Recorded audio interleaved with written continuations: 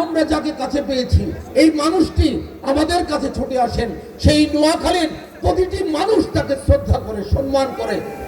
এবং চট্টগ্রামে আমি বলতে চাই, চট্টগ্রামে যে মানুষগুলো ওনার কনস্টিটিউয়েন্সিতে আছে সবগুলো মানুষ হলো নোয়াখালীর, ওনাকে সবচেয়ে বেশি সম্মান করে নোয়াখালীর মানুষ। তাই উনি ছুটে এসেছেন আজকে নোয়াখালী, তাই ওনাকে আজকের এই অনুষ্ঠানের প্রধান অতিথি হিসেবে আমি আজকে ঘোষণা করছি, আমার বক্তব্য শেষ করছি। এবং আজকের এই অনুষ্ঠানের বক্তব্য রাখবেন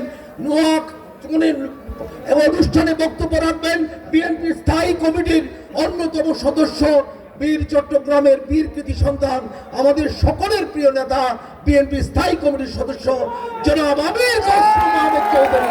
জনাব আমির কাসেম মাহমুদ চৌধুরী।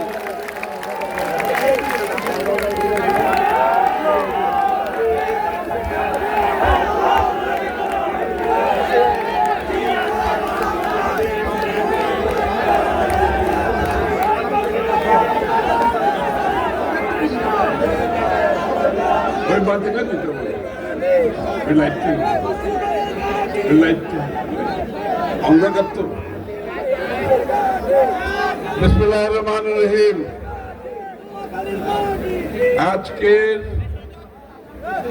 নোয়াখালী জেলার বিশাল জনসভার সভাপতি, উপস্থিত নেতৃবৃন্দ, নোয়াখালীর সংগ্রামী ভাই বোনেরা, আসসালামু আলাইকুম। আমি সম্বোধন করলাম না, সময় কম এর জন্য। প্রথমে আমি আজকে কিছুটা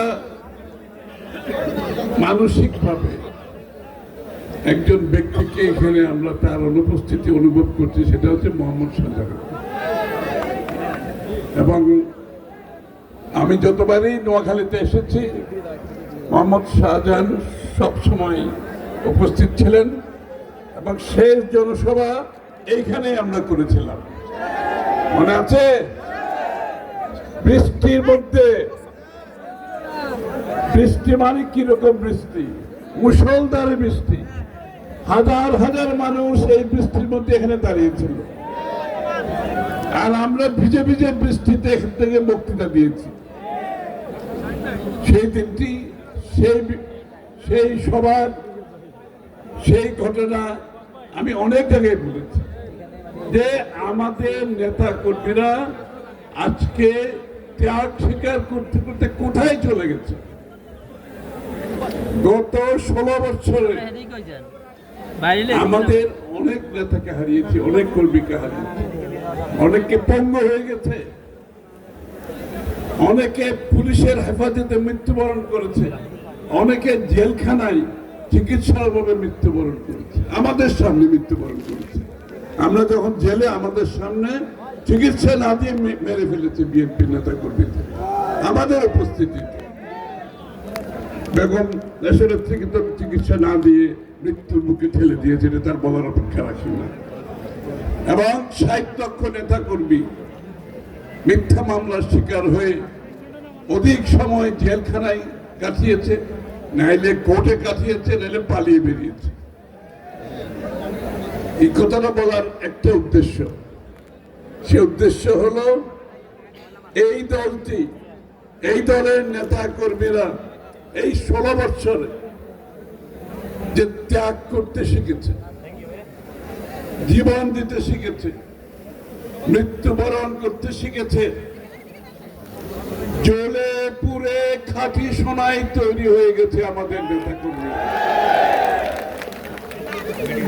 এদের সামনে দাঁড়ানোর সাহস বাংলাদেশে কারো নাই, এদের সামনে কেউ দাঁড়াতে পারবে না। এইটাই হচ্ছে বিগত 16 বছরে ত্যাগ করেছি, কিন্তু একটা জিনিস আমরা পেয়েছি, সেটা হচ্ছে বিএনপি একটি পরিণত, সাহসী, ত্যাগী, নেতা কর্মী বেষ্টিত একটি দলে পরিণত হয়েছে। সেটা বিএনপির জন্য সবচেয়ে বড় সম্পদ। এই সম্পদ অন্য কোনো দলের নাই, এটা হচ্ছে আমাদের সবচেয়ে বড় সম্পদ। এই সম্পদ কেউ কেড়ে নিতে পারবে না, এই ত্যাগ কেউ কেড়ে নিতে পারবে না। এই জন্য বিএনপি আজকে অন্য অবস্থানে দাঁড়িয়ে আছে। এই কথাটি সবার বোঝা দরকার। কেন বলছি? যারা শেখ হাসিনার পালিয়ে যাওয়ার পরে একটি সরকার সকলের সম্মতিক্রমে একটি অন্তর্বর্তীকালীন সরকার গঠিত হয়েছে, আমাদের সমর্থন নিয়ে, সকলের সমর্থন নিয়ে। কারণ একটি অন্তর্বর্তীকালীন সরকারের দরকার, প্রয়োজনীয়তা দেখা দিয়েছে এই কারণে যে আপনাকে গণতান্ত্রিক প্রক্রিয়ায় ফিরে যেতে হলে, গণতান্ত্রিক অর্ডার ফিরিয়ে আনতে হলে নির্বাচনের মাধ্যমে একটি নির্বাচিত সরকারকে ক্ষমতা শান্তিপূর্ণভাবে হস্তান্তর করতে হলে একটি অন্তর্বর্তীকালীন সরকারের প্রয়োজন হয়। এই জন্য আমরা সকলে মিলে সমর্থন দিয়েছি এই সরকারকে। কি জন্য সমর্থন দিয়েছি? তাদের দায়িত্ব হচ্ছে একটি, সেটা হচ্ছে ফ্যাসিস্ট পলায়নের পরে আগামীর বাংলাদেশ, গণতান্ত্রিক বাংলাদেশ, নির্বাচিত বাংলাদেশ, বাংলাদেশের মানুষের রাজনৈতিক, সাংবিধানিক, গণতান্ত্রিক অধিকার যুক্ত নতুন বাংলাদেশ নির্বাচনের মাধ্যমে করতে হলে এই সরকারের প্রয়োজন। সেই জন্য আমরা সমর্থন দিয়েছি, সমর্থন দিয়ে যাচ্ছি, কিন্তু এখনো দিয়ে যাচ্ছে। কিন্তু তারা যদি মনে করে সেই দায়িত্ব থেকে সরে গিয়ে একটি নির্বাচিত সংসদের জায়গায় তারা উপবিষ্ট হয়েছে, এর চেয়ে বড় ভুল আর কিছু হবে না।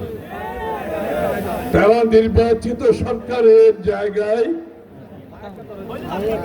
পূরণ করার জন্য উপবিষ্ট হয় নাই। তাদের দায়িত্ব একটাই, সেটা হচ্ছে নির্বাচিত সরকারের হাতে শান্তিপূর্ণভাবে ক্ষমতা তুলে দিয়ে বাংলাদেশে আবার গণতন্ত্র পুনঃপ্রবর্তন করা, আবার বাংলাদেশের মানুষের মালিকানা ফিরে দেওয়া, বাংলাদেশের মানুষের রাজনৈতিক, গণতান্ত্রিক, সাংবিধানিক অধিকার ফিরিয়ে দেওয়া। এর বাইরে আর কোনো কাজ নেই। সুতরাং বাকি যে সব কাজের কথা আমরা প্রতিনিয়ত শুনছি, এই দায়িত্ব তাদেরকে কেউ দেয় নাই। সংস্কারের কথা 7 বছর আগে দেশনেত্রী বেগম খালেদা জিয়া বলেছে। এই নতুন কোন গল্প আমাদের শোনানোর দরকার নেই। 1.5 বছর আগে তারেক রহমান সাহেব বিএনপি সহ যুগপৎ আন্দোলনে যাদের আছে সবার সাথে সবার মতামত দিয়ে ঐক্যমতের পরিপ্রেক্ষিতে আমাদের 31 দফা সংস্কারের কথা বলেছি। সংস্কারের গল্প বলে সময় ক্ষেপণের সুযোগ নাই। আর অন্য সব যে সমস্ত নতুন নতুন কথা শুনছি, কখনো বলে আনুপাতিক হারে নির্বাচন, কখনো বলে স্থানীয় সরকারের পরে জাতীয় নির্বাচন, তারপরে তারা সংস্কার করে শেষ করে যাবে, আবার শেখ হাসিনার বিচার শেষ করে যাবে। এই সমস্ত কথা বলার সুযোগ নাই। তাদেরকে সেই জায়গায় সেই দায়িত্ব কেউ দেয় নাই। তাদের একমাত্র দায়িত্ব নির্বাচিত আগামী দিনে দেশে জাতীয় নির্বাচনের মাধ্যমে নির্বাচিত সরকারের হাতে ক্ষমতা তুলে দেবে। আর তাদের যদি আগামী নির্বাচিত সংসদে পেশ আলোচনা করবে, সকলে মিলে যেখানে যেই সংস্কারের প্রয়োজন সেটা করবে। আর সবচেয়ে বড় কথা হলো আমাদের 31 দফাটা আমরা বাস্তবায়ন করব। আমাদের 31 দফা আমরা বাস্তবায়ন করব। আমরা জাতির কাছে প্রতিজ্ঞাবদ্ধ। প্রতিনিয়ত আমরা প্রত্যেকটি জেলায় যাচ্ছি 31 দফা নিয়ে। 31 দফা জনগণের মনে, জনগণের কাছে গ্রহণযোগ্য করার জন্য আমরা প্রতিনিয়ত যাচ্ছি। সুতরাং সংস্কারের ব্যাপারে কারো মাথা ব্যথার কোনো প্রয়োজন নাই, চিন্তার কোনো প্রয়োজন নাই। আর যারা দীর্ঘায়িত করে লাভবান হওয়ার চিন্তা করছেন তাদেরকে বলছি, আপনারা মনে করেছেন আপনারা এই সরকারের একটি অংশ হয়ে গেছেন, এই সরকারকে যতদিন রাখা যাবে ততদিন আপনারা লাভবান থাকবে। আপনারা সরকারের অংশ হিসাবে সরকারের সেই ক্ষমতার একটি যেই আপনি অংশ হয়ে থাকবেন, এবং সেটা তো হওয়া সম্ভব না। কারণ আপনারা যারা দীর্ঘায়িত করে ক্ষমতার অংশ হিসাবে ক্ষমতা ভোগ করার প্রক্রিয়ার মধ্যে ঢুকেছেন, তাদেরকে বলছি পরিষ্কার করে সেখান থেকে বেরিয়ে আসতে হবে। সে যারাই হোক, যদি আগামী দিনে সরকারে যাওয়ার ইচ্ছা থাকে তাড়াতাড়ি প্রক্রিয়ায় আপনারা চলে আসেন। আর আমরা তো আছি নির্বাচনের প্রক্রিয়া, এবং নির্বাচনের জন্য জনগণের মালিকানা ফিরিয়ে দেওয়ার জন্য 16 বছর মানুষ ত্যাগ স্বীকার করেছে। আজকে বাংলাদেশ একদিন যাচ্ছে, একদিন গণতন্ত্রবিহীন ভাবে অতিবাহিত হচ্ছে, একদিন যাচ্ছে বাংলাদেশের মানুষের রাজনৈতিক গণতান্ত্রিক সাংবিধানিক ক্ষমতা থেকে বাইরে থেকে একদিন যাচ্ছে। বাংলাদেশের একদিন যাচ্ছে মানুষের দুর্ভোগ, উচ্চ দ্রব্য মূল্য থেকে শুরু করে আইন শৃঙ্খলার অবনতি থেকে শুরু করে আর কিছু লোকের ক্ষমতার ভোগের কিছু লক্ষণ ছাড়া আমরা আর কিছু দেখতে পাচ্ছি না। সুতরাং আজকে আমাদের এই যে লক্ষ লক্ষ জনতার উপস্থিতি, এটাই একটা কথা বলছে, শুধু আমরা ভোট দিয়ে আমরা আমাদের সরকারকে দেখতে চাই, আমরা ভোট দিয়ে আমাদের সরকার দেখতে চাই যারা আমাদের কাছে দায়বদ্ধ থাকবে, যারা আমাদের কাছে জবাবদিহি থাকবে। প্রতিনিয়ত সংসদ সদস্যরা সরকার জনগণের কাছে থাকবে, এই অপেক্ষায় বাংলাদেশের জনগণ আছে। জবাবদিহিতার আর কোনো দ্বিতীয় কোনো জবাবদিহিতার পথ একটাই, আপনি জনগণের ভোটে নির্বাচিত হয়ে জনগণের কাছে দায়বদ্ধ থাকবেন, জবাবদিহি থাকবেন। এর বাইরে গণতন্ত্রে জবাবদিহিতার দ্বিতীয় কোনো প্রক্রিয়া নাই। সুতরাং আপনারা যারা এখন, যাদেরকে জনগণ এখনো মনে করে আপনারা নিরপেক্ষভাবে আগামী দিনে নির্বাচনের মাধ্যমে অতি সত্বর ক্ষমতা জনগণের হাতে তুলে দেবেন, জনগণের মালিকানা ফিরিয়ে দেবেন, সেখানে সেটা আপনাদেরকে মনে রাখতে হবে। কিন্তু জনমনে যে সন্দেহ শুরু হয়েছে আপনাদের নিরপেক্ষতা নিয়ে, সেটা আপনাদেরকে ভেবে দেখতে হবে। আপনাদের নিরপেক্ষতা নিয়ে মানুষের মনে কিন্তু সন্দেহের সৃষ্টি হয়েছে। আপনাদের কথাবার্তায়, আপনাদের উপদেষ্টাদের কথাবার্তায়, তাদের সোশ্যাল মিডিয়াতে পোস্টিং এর কথাবার্তায় মনে হয় তারা কোনো একদিকে ঝুঁকে যাচ্ছে, মনে হয় তারা ঝুঁকে যাচ্ছে। সেই সন্দেহের উদ্রেক যদি হয়, বাংলাদেশের জনগণের কাছে আপনাদের আর কোনো গ্রহণযোগ্যতা থাকবে না। আর যদি গ্রহণযোগ্যতা না থাকে, তার ফলাফল কি হয়? শেখ হাসিনার পালিয়ে যাওয়ার থেকে আমাদের সকলকে শিক্ষা নিতে হবে। আগামীর বাংলাদেশে গণতান্ত্রিক ভাবে নির্বাচিত ছাড়া আরো কোনো অধিকার নাই এই দেশ পরিচালনা করার। এই দেশ পরিচালনা করতে হলে এই দেশের মানুষের ম্যান্ডেট নিতে হবে, নির্বাচনের মাধ্যমে নির্বাচিত হতে হবে। জনগণ যে ম্যান্ডেট দেবে সেটা সংসদে পাস করতে হবে, যেটার জন্য বিএনপি ওয়াদাবদ্ধ। শেষ করছি একটা কথা বলে, বাংলাদেশে শেখ হাসিনা পালিয়ে যাওয়ার পরে বাংলাদেশের মানুষের মনোজগতে যে পরিবর্তন হয়েছে, যে পরিবর্তনের মনোজগতে বাংলাদেশের মানুষ যে পরিবর্তন চাচ্ছে, বাংলাদেশের মানুষ যে সহনশীল রাজনীতি চাচ্ছে, বাংলাদেশের মানুষ যে সৎ রাজনীতি চাচ্ছে, বাংলাদেশের মানুষের যে নতুন আকাঙ্ক্ষা সৃষ্টি হয়েছে সেটা আমাদের সকলকে ধারণ করতে হবে। আমি আপনাদেরকে নিশ্চিতভাবে বলতে পারি, জনাব তারেক রহমান সাহেব, বিএনপির নেতৃবৃন্দ, বিএনপির সর্বস্তরের নেতা কর্মীরা সেটা ধারণ করতে সক্ষম হয়েছি আমরা ইনশাআল্লাহ।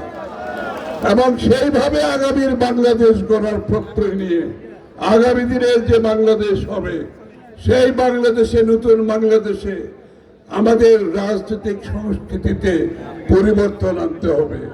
অর্থাৎ অন্যের সাথে যদি আমি একমত না হই, তার সাথে আমার যুদ্ধ করার কোনো দরকার নাই, তার সাথে দ্বন্দ্বে যাওয়ার কোনো দরকার নেই। তার মতের প্রতি আমি সম্মান জানাবো। আমি আমার মত কারো উপর জোর করে চাপিয়ে দেব না। আমরা একটি ঐক্যবদ্ধ জাতি হিসাবে জাতির আজকে যে আকাঙ্ক্ষা, সে আকাঙ্ক্ষা পূরণ করতে বদ্ধপরিকর। আপনারা সবাই যে বিগত 16 বছরে জোরে পুরে খাঁটি সোনায় তৈরি হয়েছেন, আপনাদেরকে নির্বাচনের মাধ্যমে বাংলাদেশে নির্বাচিত সরকার গঠিত না হওয়া পর্যন্ত আমাদেরকে প্রতিজ্ঞাবদ্ধ হতে হবে। আমাদের এই সংগ্রাম এখনো শেষ হয় নাই, এই সংগ্রাম অব্যাহত আছে। এই সংগ্রামে যেভাবে শেখ হাসিনাকে বিদায় নিতে হয়েছে, বাংলাদেশের গণতন্ত্রের পথে যদি কেউ বাধা হয়ে দাঁড়ায়, তাদেরকে মোকাবেলা করতে বিএনপির এই ত্যাগী নেতা কর্মীরা কিছু মাত্র দ্বিধাগ্রস্ত করবে না। আপনারা প্রস্তুত থাকুন, নির্বাচনের জন্য কাজ করতে থাকুন। নিজ নিজ এলাকায় নির্বাচনী কর্মকাণ্ড শুরু করে দেন আপনারা ইনশাআল্লাহ। ধানের শীষের জোয়ার তুলে দেন, সারা বাংলাদেশে ধানের শীষের জোয়ার তুলে দেন। আমি গতকাল রংপুরে ছিলাম, আমি গতকাল রংপুরে ছিলাম, তিস্তা নদীর পাড়ে ছিলাম। হাজার হাজার মানুষ, 12টি জায়গায় একসাথে সভা হয়েছে। হাজার হাজার মানুষ জনাব তারেক রহমানের ডাকে তিস্তা নদীর পাড়ে উপস্থিত হয়ে এই আন্দোলনে সমর্থন দিয়েছে, বিএনপিকে সমর্থন দিয়েছে। ও গাইবান্ধা ছিল, বুড়ো গাইবান্ধাতে ছিল। তিস্তাতে যে জোয়ার দেখেছি, যে আন্দোলনের পক্ষে জোয়ার দেখেছি, বিএনপির পক্ষে যে জোয়ার দেখেছি, সেটা আমি নিজের চোখে না দেখলে বিশ্বাস করতে পারতাম না। সুতরাং ধানের শীষের জোয়ার এসেছে। যারা ভীত হয়েছে, যারা ভীত হচ্ছে এই আন্দোলনে, তাদেরকে বলছি, আপনারা এই সমস্ত বিএনপি ক্ষমতায় আসতে পারবে না, না আসার জন্য যে ষড়যন্ত্রে নামছেন, শেখ হাসিনার মতো ফ্যাসিস্ট সেটা করতে পারেনি। আপনারা চেষ্টা করবেন না। বিএনপি ক্ষমতায় আসা না আসা নির্ভর করছে বাংলাদেশের জনগণের সমর্থনের উপর। আর কারো সমর্থনের দরকার নাই তো। আমাদের রাজনীতি হচ্ছে এই দেশের মানুষের উপর নির্ভরশীল রাজনীতি। আমাদের রাজনীতি হচ্ছে বাংলাদেশের মানুষের উপর আস্থাশীল রাজনীতি। আমরা জানি এই দেশের মানুষ বিএনপির উপর আস্থা রেখেছে। আগামী দিনে যে পরিবর্তনশীল রাজনীতি হবে, যে নতুন বাংলাদেশ হবে, সেটা দেশপ্রেমিক বিএনপির মতো রাজনৈতিক দলের পক্ষে সম্ভব, আর কারো পক্ষে সম্ভব হবে না। সবাইকে ধন্যবাদ। বন্ধুরা।